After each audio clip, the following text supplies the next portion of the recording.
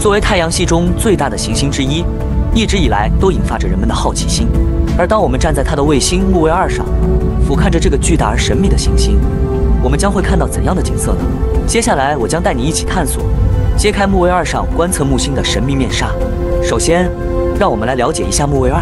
木卫2是木星最大的4颗卫星之一，也是太阳系中最大的天然卫星。它拥有自己的大气层，尽管相对而言比较薄弱，但仍然会对观测木星的景色产生一定的影响。当我们站在木卫2上，抬头仰望天空，木星将呈现出令人惊叹的壮丽景象。首先，我们将看到一个巨大的行星充斥整个天幕。木星的直径约为地球的11倍，亮度也相当高，散发着柔和的白色光芒。同时，木星的表面上覆盖着大量的气体云层，呈现出缤纷多彩的景象。这些云层主要由氨、甲烷和水蒸气组成，形成了一种大气漩涡的效果，使得木星看起来像是一个巨大的彩色气球。不仅如此，木卫2上的观测还将揭示出木星的旋转运动。木星自转周期约为9小时50分钟，在我们的视角下，木星的云层呈现出明显的条纹状。这些条纹是由不同速度的气流在木星大气层中的相互作用引起的。其中最著名的是木星的赤道带和南北赤道带，它们呈现出明暗相间的特点。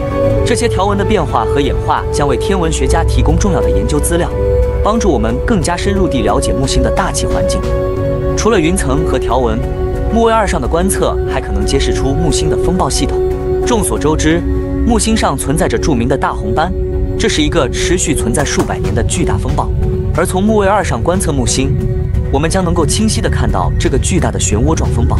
通过对大红斑的观测，科学家们可以研究木星的气候和天气变化，探索太阳系中其他行星的天气系统。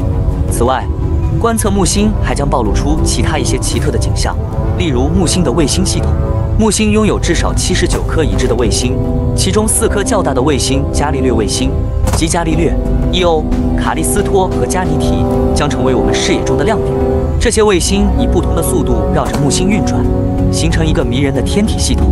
总的来说，站在木卫2上，我们将看到一个巨大而神秘的行星木星。云层、条纹、风暴和卫星系统等景象将让我们对木星的气候、大气环境和天体力学产生更深入的了解。这些观测数据和图像不仅提供给天文学家们进行科学研究的珍贵素材，也将激发我们对宇宙奥秘的好奇心，并推动人类对太阳系的探索之旅。无论是深夜星空下的浪漫追思，还是科学家们对宇宙的探索，木卫2上观测木星的景色无疑将带给我们惊喜和启发。随着技术的不断发展，相信未来的科学探索将让我们对木星及其卫星系统有更加全面和深入的了解。期待着那一天的到来。